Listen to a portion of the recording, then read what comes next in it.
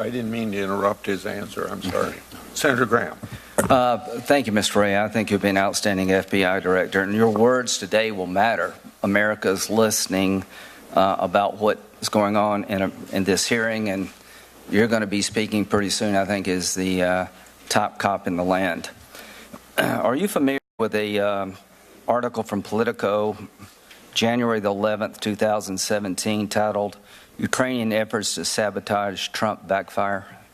I am not, Senator. I'm going to read a little portion of this. Donald Trump wasn't the only presidential candidate whose campaign was boosted by officials of a former Soviet bloc country. Ukrainian government officials tried to help Hillary Clinton and undermine Trump by publicly questioning his fitness for office. They also disseminated documents implicating a top Trump aide in corruption and suggested they were investigating the matter only to back away after the election. And they helped Clinton's allies research damaging information on Trump and his advisors, a Politico investigation found. A Ukrainian-American operative who was consulting for the DNC met with top officials in the Ukrainian embassy in Washington in an effort to expose ties between Trump campaign aide Paul Manafort and Russia, according to people with direct knowledge of the situation. Have you ever heard of those allegations before? I have not, Senator. I have no idea if they're true, but would you agree with me if they are true, that is wrong for the Ukraine to be involved in our elections? Yes, Senator. I take any... I got you. That's a good answer. Okay. Will you look into this? I'd be happy to dig into it. Thank you. All right. Are you familiar with the email problems we've had with Donald Trump Jr. in the last few days? I have not, Senator. I've heard that there is an issue, but I've spent the last few days meeting with your colleagues, so I missed that. This is an email sent June 3rd, 2016 by Rod Goldstone, who's apparently someone connected to the Miss Universe pageant and has ties to Russian entertainment, to Donald Jr. Eamon just called and asked me to contact you with something very interesting. The Crown Prosecutor of Russia met with his father, Arias, this morning, and their meeting offered to provide the Trump campaign with some official documents and information that would incriminate Hillary and her dealings with Russia and would be very useful to your father. This is obviously very high-level and sensitive information, but is part of Russia and its government support for Mr. Trump, helped along by Arias and Eamon.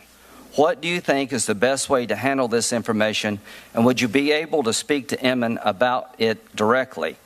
I can also send this info to your father via Rona, but it is ultra-sensitive, so wanted to send to you first. 17 minutes later, Donald Trump Jr. replied, "Thanks, Rob. I appreciate that. I am on the road at the moment, but perhaps just speak to Eamon first. Seems we have some time, and if it's what you say, I love it, especially later in the summer. Could we do a call first thing next week when I'm back?" Should Donald Trump Jr. have taken that meeting? Well, Senator, I'm hearing for the first time your description of it, so I'm not really in a position to speak to it. I gather that Special Counsel Well, let me ask you this. If I got a call from somebody saying the Russian government wants to help Lindsey Graham get reelected, they've got dirt on Lindsey Graham's opponent, should I take that meeting? Well, Senator, I would think you'd want to consult with some good legal advisors before you did that. So the answer is, should I call the FBI? I think it would be wise to let the FBI know. You're going to be the director of the FBI, pal. So here's what I want you to tell every politician. If you get a call from somebody suggesting that a foreign government wants to help you by disparaging your opponent, tell us all to call the FBI. To the members of this committee, any threat or effort to interfere with our elections from any nation state or any non-state actor is the kind of thing the FBI would want to know. All right, so I'll take it that we should call you, and that's a great answer. Now, this is what Don Jr. said Saturday before the email came out. If I can find it here. This is his statement about what I just read to you. It was a short introductory meeting, and I asked Jared and Paul to stop by. We primarily discussed a program about the adoption of Russian children. that was active and popular with American families years ago and was since ended by the Russian government. But it is not a campaign issue at that time, and there was no follow-up. I was asked to attend the meeting by an acquaintance, but was not told the name of the person I would be meeting with beforehand. Do you think that's a fair summary of the contact between Donald Trump Jr. and this Rod Goldstone? Senator, I don't know what would be a fair summary. I don't know. Would you agree with me this is very misleading? Senator, again, I don't have the full context to be able to speak to it. I want you to look at it and get back with the committee and find out if that was misleading. Is Russia our friend or our enemy?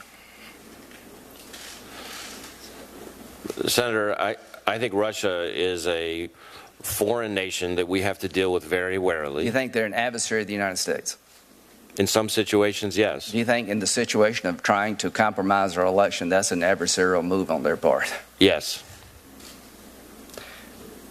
Do you believe the Russians did it when it came to the hacking into the DNC and Podesta's emails? Do you believe the conclusions? Well, Senator, as I said to your colleague, Do you have any reason to doubt I have no reason to doubt the conclusions of the intelligence. Would that make you a good candidate to be an enemy of the United States? I think an effort to interfere with our elections is an adversarial act, as you said before. Comey, did you see the press conference he gave about the Hillary Clinton investigation in July of last year? Not live, but yes. Would you have done that? Well, Senator, there is an Inspector General investigation into Director Comey's I'm not conduct. asking about the investigation. I'm asking about you. Would you have done that? I can tell you that in my experience as a prosecutor and as head of the criminal division, I understand there to be department policies that govern public comments about uncharged individuals. And I think those policies are there for a reason. I think they're important, and I would follow those policies. Okay. He talked about somebody that was never charged in a despairing fashion. Do you agree with that? That's the way I understood his Okay. comment. Do you also agree that he took over the prosecutor's job by saying there's no case here? Well, Senator, again, there's an Inspector General investigation into his conduct. You would not have done either one of those, is what you're telling this committee. At least I hope that's what you're telling this committee. I can't imagine a situation where, as FBI director, I would be giving a press conference on an uncharged individual, much less talking in detail about it. You say that Mueller is a good guy, right? That's been my experience, yes. And you'll do anything necessary to protect him from being interfered with when it comes to doing his job? Absolutely. I think he's a Do you stand-up believe guy. that in light of the Don Jr. email and other allegations that this whole thing about Trump campaign in Russia is a witch hunt? Is that a fair description of what we're all dealing with in America? Well, Senator, I can't speak to the basis for those comments. I can tell you that my experience with Director I'm Mueller... asking you, as the future FBI director, do you consider this endeavor a witch hunt? I do not consider Director Mueller to be on a witch hunt. Thank you. Can the president fire Director Mueller? Does he have the authority and law to fire him? I don't know the law on that. Can you get back to us and answer that question? I'd be happy to take a look at it. Okay. Do you realize that you're stepping into the role of the director at FBI at one of the most contentious times in the history of American politics? Well, as Senator Nunn said, there have been a lot of contentious times in American politics, but I think this one certainly ranks up there. Do you understand the challenge that lies ahead for you, because institutions in the eyes of the American people are suffering, and the last thing we want to happen is for the FBI to fall out of favor with the American people? Senator, I think as I said to you in our meeting, I fully understand that this is not a job for the faint of heart, and I can assure this committee I am not faint of heart. And I think in that committee I told you that I wanted to be an FBI agent, and it's a credit to the FBI they never let me become one. That I never actually applied, probably would have been a waste of my time.